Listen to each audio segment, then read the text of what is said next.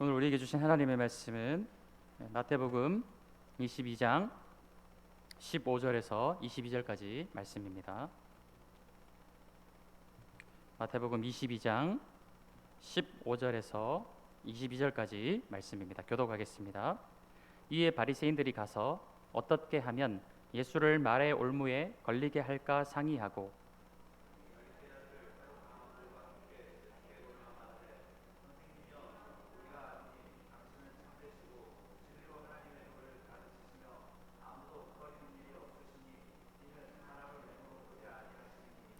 그러면 당신의 생각에는 어떠한지 우리에게 이르소서. 가이사에게 세금을 바치는 것이 옳으니까 옳지 아니하니까 하니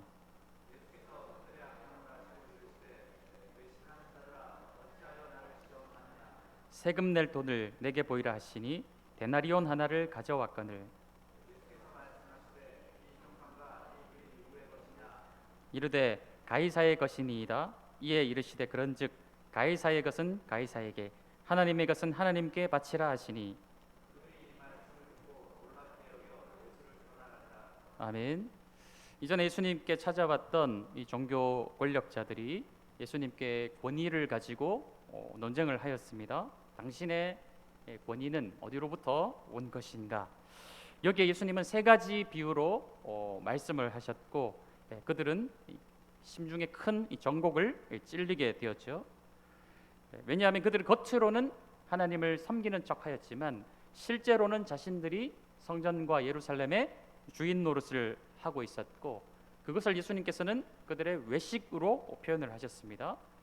마음으로는 자기 자신을 섬기는 그런 자신의 의를 섬기는 자들이 겉으로는 성전을 섬기고 하나님을 섬기는 척을 하는 것에 대해서 예수님 그들의 모양들을 그대로 세 가지로 비유로 말씀하셨다는 것이죠.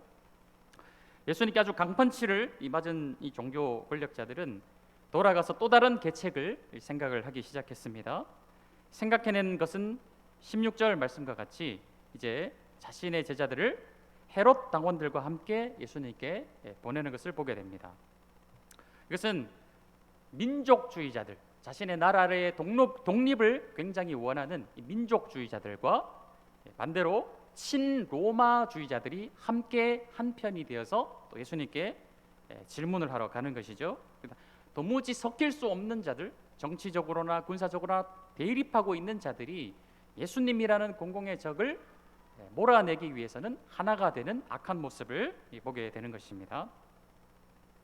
그만큼 예수님이 자기 자신들의 큰 위협이 되고 자신들의 기반을 빼앗으려고 하는 큰 위기감을 느끼고 있었기 때문에 그때만큼은 일단 하나가 되는 것이죠. 그리고 와서 하는 질문이 17절 말씀과 같이 질문을 하게 됩니다. 가이사에게 세금을 바치는 것이 옳으니까 옳지 아니니까. 지난번과 마찬가지로 어떤 대답을 하여도 둘 다 곤경에 처하게 되는 이 딜레마가 포함된 그런 질문이 되겠습니다. 우리가 흔히 아이들에게 하지 말아야 될 질문이 있죠. 엄마가 좋아? 아빠가 좋아? 이 질문은 금지된 질문이에요.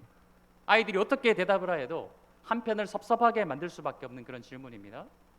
그런 딜레마가 포함된 질문을 계속 예수님께 하고 있는 것이죠. 이들은 진리가 궁금해서도 아니고 오직 예수님을 올무에 걸려 넘어지게 하기 위한 질문을 하고 있다는 것입니다. 그러니까 한마디로 가이사에게 세금, 로마 황제에게 세금을 바치는 것이 옳으니까 옳지 아니니까 이 질문의 내용을 지금 민족주의자들 그리고 로마를 따르는 자들이 함께 모여서 예수님께 하고 있다는 것이죠. 어떤 방향으로 대답을 하여도 예수님은 걸려 넘어지게 되는 그런 상황이라는 것입니다. 만약에 세금을 내야 된다라고 대답을 하면 어떻게 될까요? 그러면 바리새인들이 민족주의자들인 바리새인들이 예수님을 반민족주의자로 몰아서 곤란하게 만들어 버리려고 하는 것이죠. 반대로 세금을 내지 말아야 된다라고 말하면 로마와 황제에게 반역한 사람으로 몰아서 그를 또 처벌하기 위한 그런 작전이었다라는 것입니다. 예수님의 대답은 무엇입니까? 18절 말씀에 보면 예수께서 그들의 악함을 아시고 이르시되 외식하는 자들아 어찌하여 나를 시험하느냐. 겉과 속이 다른 자들아 어찌하여 시험하느냐. 왜냐하면 16절 말씀 다시 올라가서 한번 보십시오. 자, 헤롯 당원들과 함께 제자들이 이렇게 이야기합니다.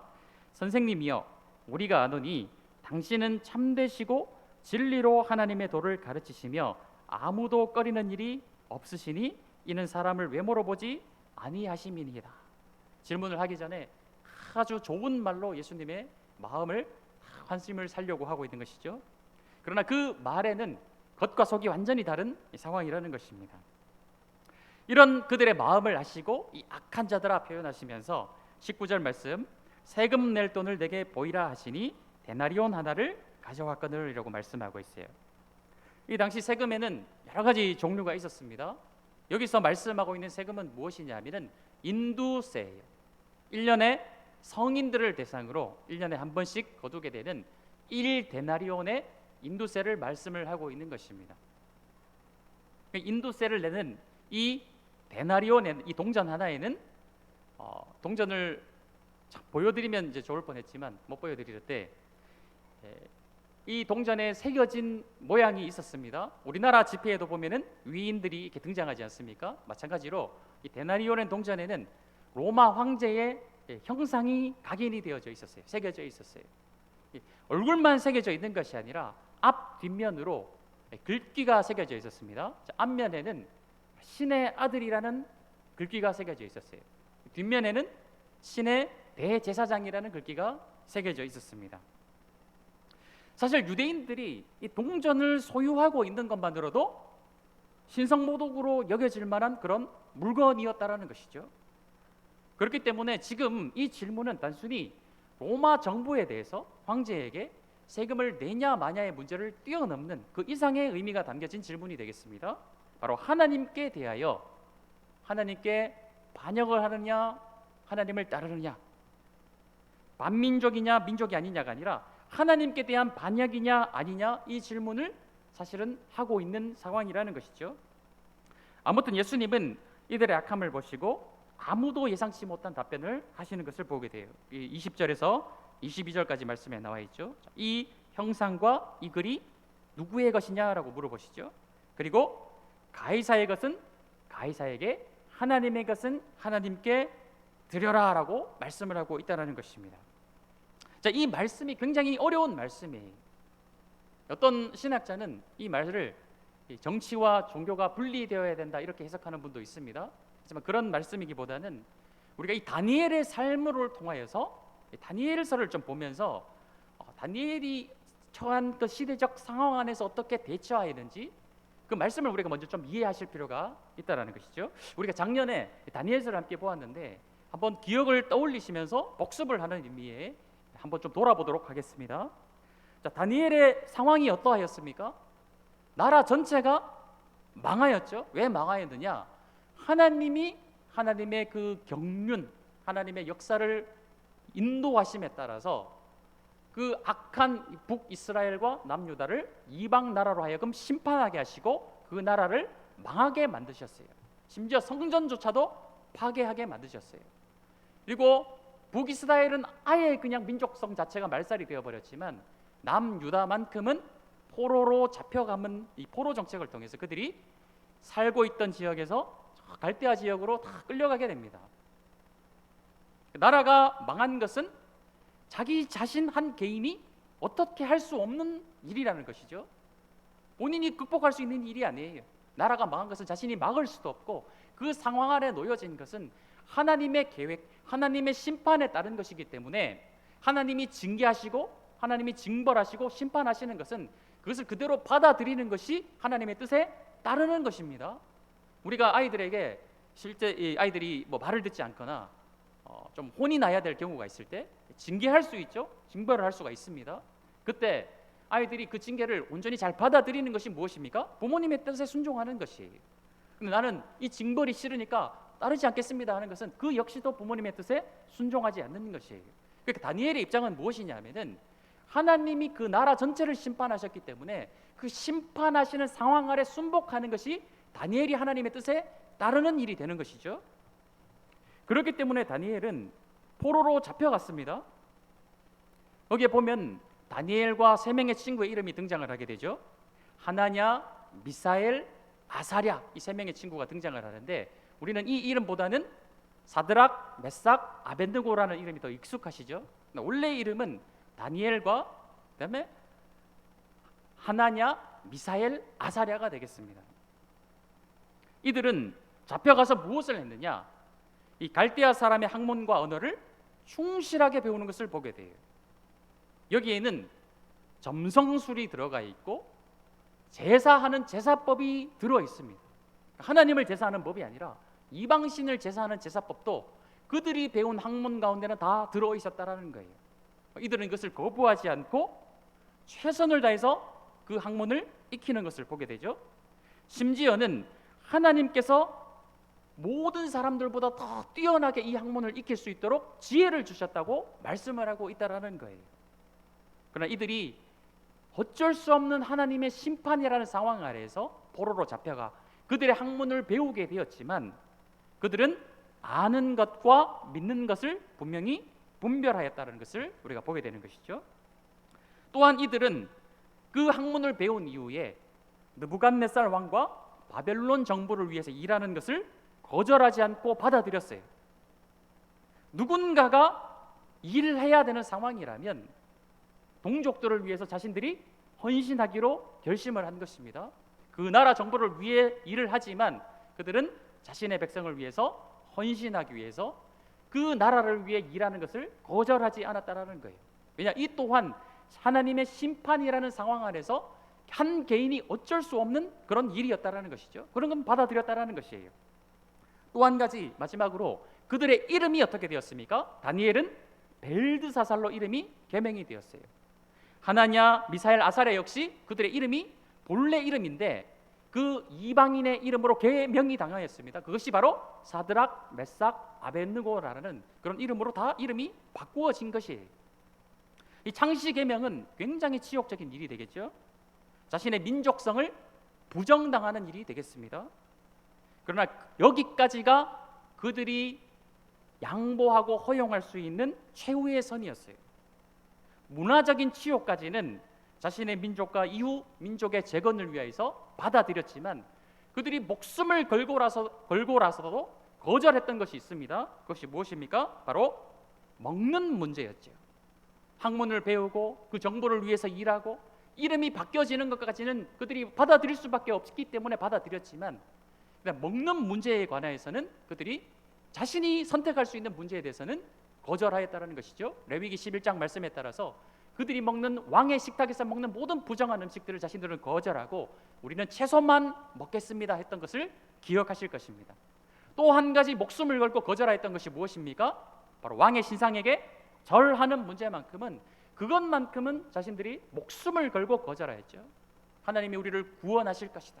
그러나 그리 아니하실지라도 우리는 하나님을 찬양하겠다 하면서 그 맹렬히 불타는 풀무불로 들어가는 이 세 명의 친구를 우리가 기억하실 것입니다. 다니엘과 세 사람은 자신들이 어쩔 수 없는 민족의 상황, 정치적, 군사적 상황 가운데 바벨론의 속국으로서 그 나라의 국민으로 살아갈 수밖에 없었어요. 그래서 그들이 그 나라의 국민으로서 받아들여야 될 부분들은 어쩔 수 없이 받아들이게 되죠. 그러나 하나님께 속한 자이냐 바벨론에 속한 자이냐 이것을 선택하는 문제에서는 그들이 목숨을 걸고서라도 우리는 하나님께 속한 자임을 명백히 드러내는 그 다니엘과 세 명의 친구를 우리가 말씀을 통해 본 것입니다. 다시 마태복음으로 돌아오겠습니다. 예수님의 대답은 무엇이었죠? 가이사의 것은 가이사에게, 하나님의 것은 하나님께 드려라. 이것은 어떤 의미일까요?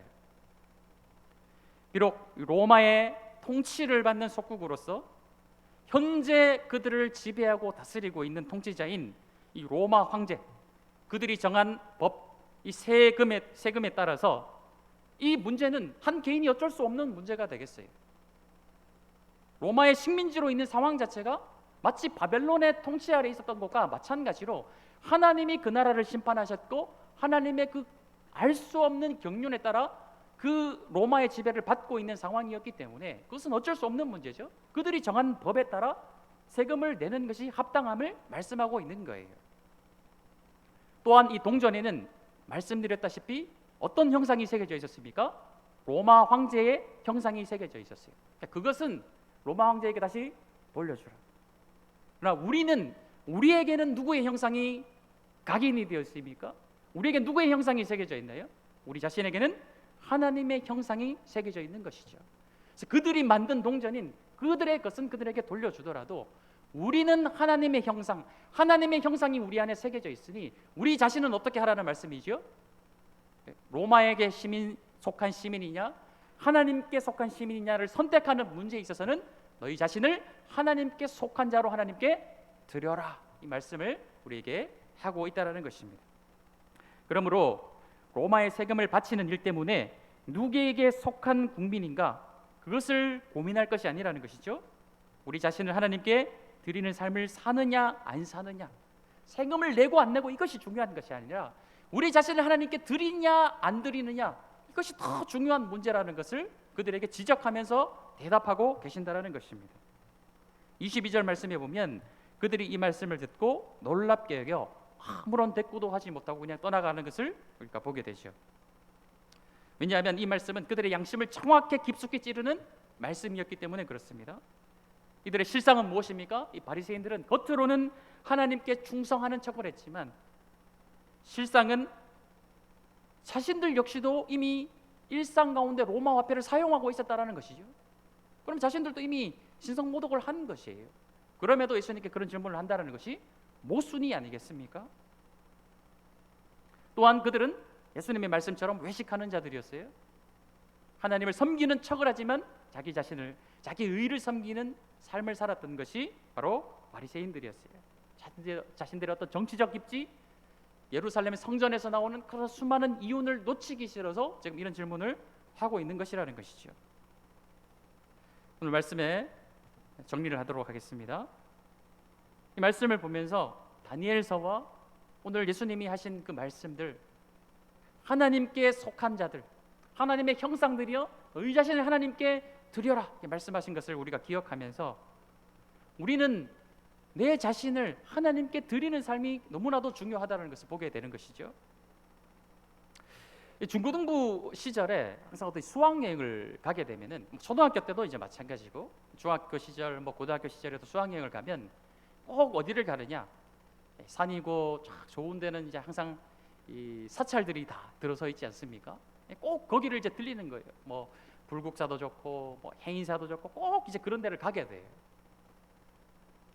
그러면 이제 우리는 학생이기 때문에 선생님이 통솔하는 대로 그런 절들에 가보게 되는 것이죠. 거기 이제 간다고 해서 나는 불교를 인정하는 것이고 부처님을 인정하는 것이고 그렇게 되는 것일까요? 그렇지 않다라는 것이죠. 학생의 신분으로 선생님의 통솔을 따라서 그 땅에 발을 디디게 되지만, 그러나 우리는 하나님께 속한 자로서 나는 내가 하나님의 백성이다, 그렇게 우리가 그 땅을 밟을 수 있다는 것이죠. 친인척 관계 안에서도 그런 일들이 있을 수 있습니다. 대표적으로 우리 성도들 가운데는 그런 일들이 잘 없는 것 같은데, 저는 이제 어릴 때 그런 일들을 많이 겪었어요. 집안의 어떤 제사 문제들, 제사 음식을 만들어야 되고 이런 것들 때문에 어머니가 이제 많이 고생도 하시고 그런 일들이 있었습니다. 이 가족에게 속하여졌기 때문에 어쩔 수 없이 제사라는 그 상황 가운데 있을 수밖에 없죠. 음식도 만들어야 되고요, 그 일에 가운데 참여할 수 있어요. 그러나 그것에 절하는 것만큼은 나는 가족에게도 속했지만 그 위에 하나님께 속한 자로서 하나님 외에 다른 것을 경배하는 것에 대해서는 절대로 거절하겠다 할 수 있다는 것이죠. 직장 안에서도 그런 일들이 있을 수 있습니다. 회식을 하고 고사를 지내고 그런 일들이 있을 수 있어요. 일터에서 나는 그 회사에 속한 사람이기 때문에, 그 직장에 속한 사람이기 때문에 나 위에 있는 사람들이 인도하는 대로 어쩔 수 없이 할 수밖에 없겠죠. 그러나 내가 모든 것을 걸고라서도 거절해야 될 것들이 또 있을 수 있습니다. 그런 것들을 우리가 잘 분별할 수 있어야 되겠죠. 이 나라에서도 여러 가지 정책들을 국민들에게 시행을 하고 있어요. 그때 어떤 정책들은 나의 신앙, 나의 신념과 일치하는 일도 있겠지만 또 때때로는 나의 신앙과 나의 신념과 일치하지 않는 그런 정책들이 많이 시행이 될 때가 있습니다. 그때도 어떻게 해야 될까요? 이 다니엘서와 오늘 예수님의 말씀을 기억하면서 우리가 받아들여야 될 것들은 받아들여야 되겠죠. 그러나 목숨을 걸고 신앙을 걸고서라도 거절할 수 있는 것들에 대해서는 거절해야 된다는 것이죠. 이런 것들 어떻게 잘 분별할 수 있을까요? 우리가 하나님 앞에 기도하면서 말씀 가운데 지혜를 구하게 될 때 너무나도 이제 많은 케이스 바이 케이스들이 있기 때문에 다 설명을 드릴 수 없지만 그런 것들 우리가 잘 분별할 수 있어야 된다는 것입니다. 심지어 교회 안에서도 그런 일들이 있을 수 있다라는 거예요. 비성경적이고 비신앙적인 일들이 교회 안에도 있을 수 있어요. 실제로 그런 일들 때문에 많은 교회들이 몸살을 앓고 있지 않습니까? 그때도 우리는 하나님께 기도하면서 내가 어쩔 수 없이 거기에 소속이 되어 있기 때문에 그 일들을 따라갈 수 있지만 내가 정말 내 신앙을 걸고 거절할 수 있는 부분에 대해서는 거절할 수 있는 용기를 가지고 이 땅을 살아내야 된다는 것입니다. 그것이 이 땅에 속하여 있으나 나는 하나님께 속한 자이다.